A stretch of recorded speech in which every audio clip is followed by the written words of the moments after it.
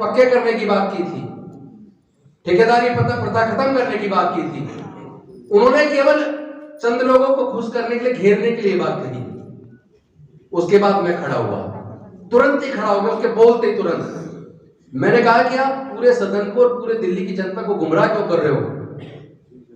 नौकरी लगाना, रिक्रूटमेंट करना, ट्रांसफर पोस्टिंग करना, सस्पेंड करना, ये सारे अधिकार सर्विस डिपार्टमेंट के पास है। सर्विस डिपार्टमेंट का मतलब सारे अधिकारियों का कंट्रोल। तो जिसका सरकारी अधिकारी पे कंट्रोल है, वही सरकार के काम में डिलीवरी दे सकता है। वही डीएसएसएसबी भी उसी के कंट्रोल में, वही रिक्तियां निकालता है, वही रिक्रूटमेंट का काम करता है, वही फिर पोस्टिंग का काम करता है, वही ट्रांसफर का काम करता है। तो जब ये अधिकार दिल्ली की सरकार के पास था, आपने 2015 में वो अधिकार छीन लिया। कोर्ट में लड़े, हाई कोर्ट में लड़े, सुप्रीम कोर्ट में लड़े, सुप्रीम कोर्ट से लड़के और 2018 में सर्विस डिपार्टमेंट दिल्ली सरकार के पास आया और दिल्ली सरकार के पास आधा अधूरा वो जजमेंट आया, तो वो फिर लड़ना पड़ा। फिर लड़ने के बाद सुप्रीम कोर्ट से, डिवीजन बेंच से सर्विस डिपार्टमेंट दिल्ली सरकार के पास आया कि दिल्ली सरकार के अधिकारी सरकार के प्रति जवाबदेह होंगे, उनका कंट्रोल सरकार के हाथ में होगा, मुख्यमंत्री और कैबिनेट के पास होगा। लेकिन तुरंत ऑर्डिनेंस ला के 1 हफ्ते के अंदर केंद्र सरकार ने अधिकारियों का कंट्रोल फिर से अपने हाथ में ले लिया और फिर संसद में बिल ला के ले लिया। तो जब तुम्हारे पास कंट्रोल है तो इनके ऊपर आरोप लगाना बंद करो। आज इस पूरे चलते सदन के अंदर मैं ये बात बोल रहा हूं कि पूरा सदन तैयार है, पूरी कैबिनेट तैयार है, मुख्यमंत्री तैयार है, सारे विधायक तैयार है, हाथ उठा लो अभी। सारे विधायक तैयार है, कच्चे कर्मचारियों को पक्का किया जाए। और अगर आप नहीं कर सकते तो धोखा देना बंद करो। इसी वक्त पूरे चलते सदन के अंदर बताओ, क्या तुम, अगर दिल्ली की सरकार इस प्रस्ताव को पास करके इस विधानसभा से भेजती है, क्या भारतीय जनता पार्टी साथ देगी? क्या तुम साथ दोगे? तो उन्होंने वहां कहा जी हम साथ देंगे और मुझे इस बात की खुशी है।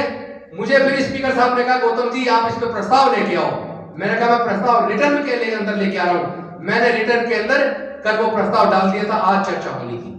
पानी के मुद्दे पर जो वन टाइम सेटलमेंट स्कीम ला रहे हैं, उस मुद्दे पर ये लोग चाह रहे कि स्कीम ना आए। उससे क्या 11 लाख कंज्यूमर जिससे करोड़ों लोग जुड़े हैं, उनके जो बिल, जो कोविड के अंदर मीटर का जो मीटर रीडर ने रीडिंग दे ली, फर्जी बिल भेज दिए, बढ़ा चढ़ा के भेज दिए। यानी कि बीजेपी ने गंदी राजनीति की दिल्ली के लोगों को परेशान करने की। उसके ऊपर आज सदन में शोर मच के स्थगित हो गया। तो कल या परसों 2 दिन के अंदर अब कच्चे कर्मचारियों को पक्का करने का मुद्दा और इस ठेकेदारी प्रथा को खत्म करने का मुद्दा, इस मुद्दे पे पूरे दिन का सत्र केवल इसी मुद्दे पर चर्चा चलेगी। और सदन के अंदर जो मैंने प्रस्ताव रखा है कच्चे कर्मचारियों को पक्का करने का, वो प्रस्ताव सरकार की तरफ से पारित करके, और हम कहेंगे बीजेपी से आप भी सहयोग करो और एलजी साहब से बात करो, इस प्रस्ताव पर स्वीकृति दे, ताकि दिल्ली के अंदर जो ये हजारों हजार, मेरे ख्याल कम से कम 40-45 हजार कच्चे कर्मचारी होंगे जिनके साथ लाखों परिवार जुड़े हुए हैं, उन सब परिवारों का भला हो जाएगा।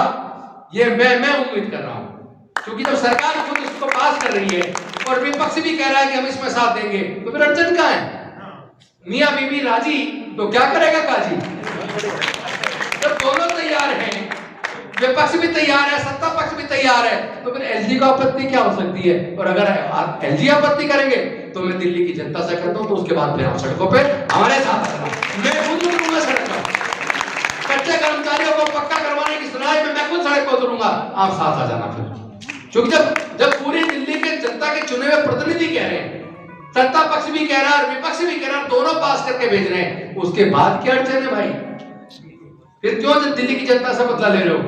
तो मैं इन्हीं शब्दों के साथ, इस आशा और उम्मीद के साथ कि हमारी ईवीएम के ऊपर भी लड़ाई होगी, जीतेंगे हम। ईवीएम को हटवा के बैलेट पेपर वापस लाने की लड़ाई भी जीतेंगे।